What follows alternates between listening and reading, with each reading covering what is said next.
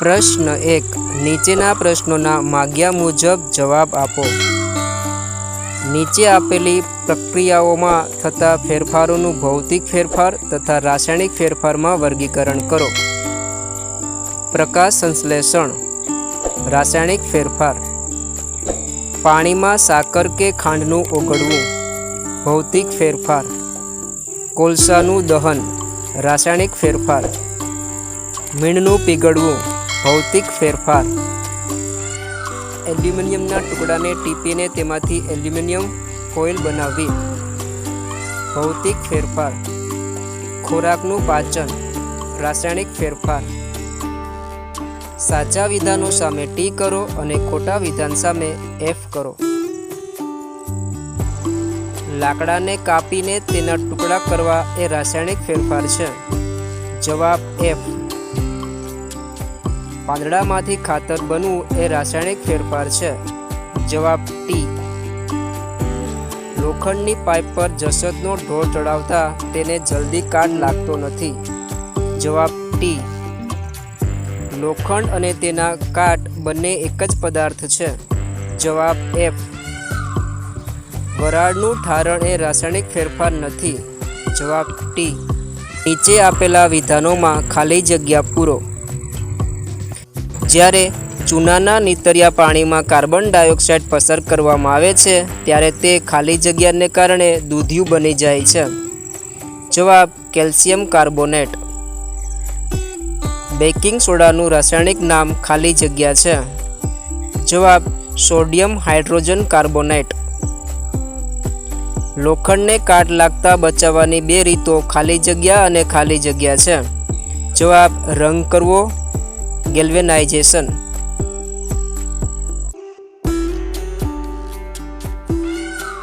જ્યારે લીંબુના રસની સાથે બેકિંગ સોડાને ભેળવવામાં આવે છે ત્યારે પરપોટા થઈને વાયુ મુક્ત થાય છે.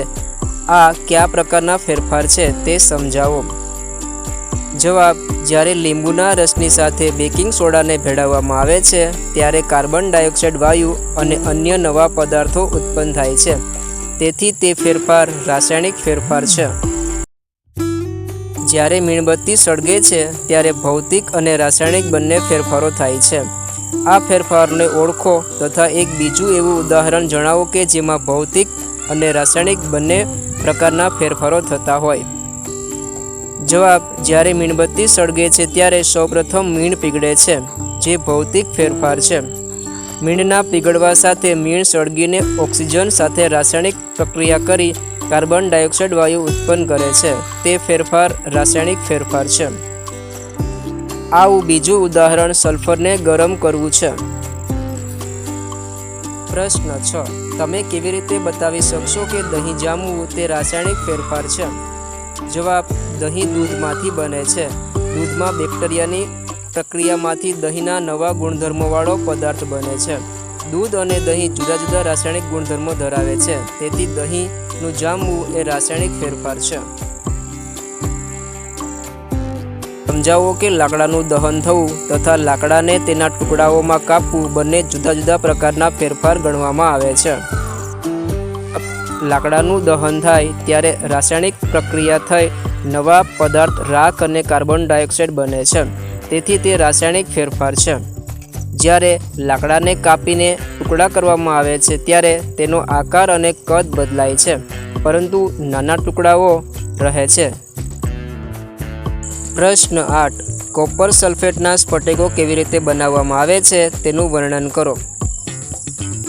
જવાબ કોપર સલ્ફેટના સ્ફટિકો મેળવવાની ક્રિયાને સ્ફટિકીકરણ કહે છે. કોપર સલ્ફેટના સ્ફટિક મેળવવાની રીત નીચે મુજબ છે. એક બીકરમાં 1 કપ પાણી લો. પાણી ઉકળે ત્યાં સુધી ગરમ કરો. હવે તેમાં કોપર સલ્ફેટનો ભૂકો ઉમેરતા જાઓ અને મિશ્રણને હલાવતા જાઓ. જ્યારે દ્રાવણમાં કોપર સલ્ફેટ ઓગળતો બંધ થાય ત્યારે દ્રાવણને ગાળી લો. આ દ્રાવણને થોડા કલાક સુધી સ્થિર પડ્યું રહેવા દો. ત્યાર પછી દ્રાવણમાં સ્ફટિક દેખાય છે કે કેમ તે જુઓ. તેમાં વાદળી રંગના કોપર સલ્ફેટના સ્ફટિક જોવા મળે છે. સમજાવો લોખંડના દરવાજાને રંગવાથી તેને કેવી રીતે કાટ લાગવામાંથી બચાવી શકાય. જવાબ: લોખંડના દરવાજાને રંગવાથી લોખંડ પર રંગનું પાતળું પડ લાગે છે. આથી લોખંડ હવાના તથા ભેજના સીધા સંપર્કમાં આવતું નથી, તેથી લોખંડના દરવાજાને કાટ લાગતો અટકે છે. સમુદ્ર કિનારાના પ્રદેશોમાં રણ વિસ્તારના પ્રદેશો કરતાં લોખંડને કાટ ઝડપથી લાગતો હોય છે, તે વાત સમજાવો. જવાબ: આપણે જાણીએ છીએ કે હવા અને ભેજની હાજરીમાં લોખંડને વધુ કાટ લાગે છે. સમુદ્ર કિનારાના પ્રદેશોમાં હવા ભેજવાળી હોય છે, જ્યારે રણ વિસ્તારના પ્રદેશોમાં હવા સૂકી હોય છે. તે ઉપરાંત દરિયા કિનારાના પ્રદેશોમાં પાણી પણ ક્ષારવાળું હોય છે, જે લોખંડને કટાવાની ક્રિયામાં વધારો કરે છે. આથી રણ વિસ્તારના પ્રદેશો કરતાં સમુદ્ર કિનારાના પ્રદેશોમાં લોખંડને કાટ ઝડપથી લાગે છે. પ્રશ્ન 11. રસોડામાં રસોઈના કામમાં વપરાતો ગેસ એ લિક્વિફાઇડ પેટ્રોલિયમ ગેસ છે.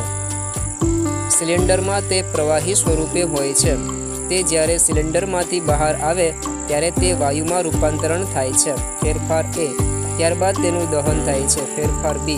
આ ફેરફારો સાથે સંબંધિત નીચેના વિધાન સંબંધ ધરાવે છે. સાચા વિધાનની પસંદગી કરો.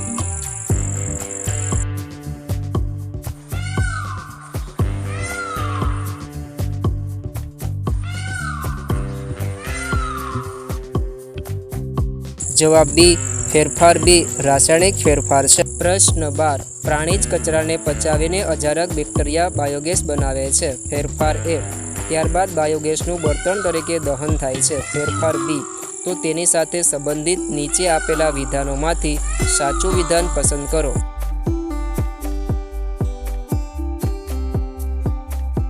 જવાબ C. ઉપરોક્ત બંને ફેરફાર રાસાયણિક ફેરફાર છે.